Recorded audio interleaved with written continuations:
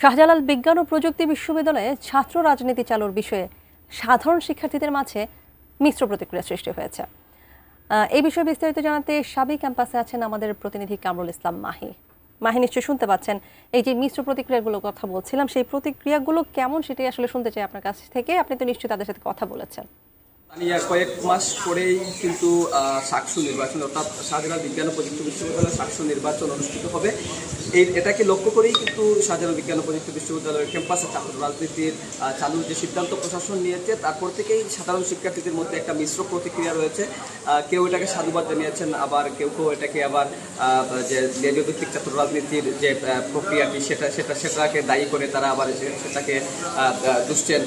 এবং ছাত্র সংগঠন যারা রয়েছেন, বিশেষ করে ছাত্রদল, ছাত্র শিবির এবং অন্যান্য যে ছাত্র সংগঠনগুলো রয়েছে, তারা এই বিষয়টিকে সাধুবাদ জানিয়েছে। আমরা এই মুহূর্তে ছাত্রদলের সাধারণ সম্পাদক আমাদের সঙ্গে রয়েছেন, আমরা তার সঙ্গে যদি একটু কথা বলি। আসলে প্রশাসনের এই সিদ্ধান্তের পরে আপনারা বিষয়টি কীভাবে দেখছেন? আসলে প্রশাসন, আমরা জাতীয়তাবাদী ছাত্রদল মনে করে প্রশাসন দেরিতে হলেও শুভবুদ্ধির উদয় হয়েছে। আমরা প্রশাসনের এই সিদ্ধান্তকে সাধুবাদ জানাই।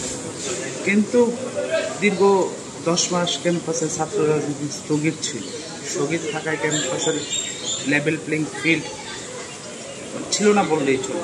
একটি অবাধ সুষ্ঠু নির্বাচনের পূর্ব শর্ত হচ্ছে লেভেল প্লেইং ফিল্ড নিশ্চিত করা।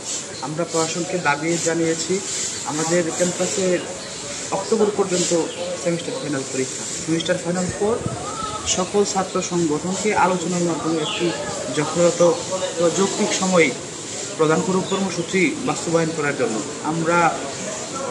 আমরা বিশ্বাস করি কর্মসূচি বাস্তবায়নের মাধ্যমে একসাথে কর্মসূচি পালনের মাধ্যমে ক্যাম্পাসে লেভেল প্লেইং ফিল্ড নিশ্চিত হবে।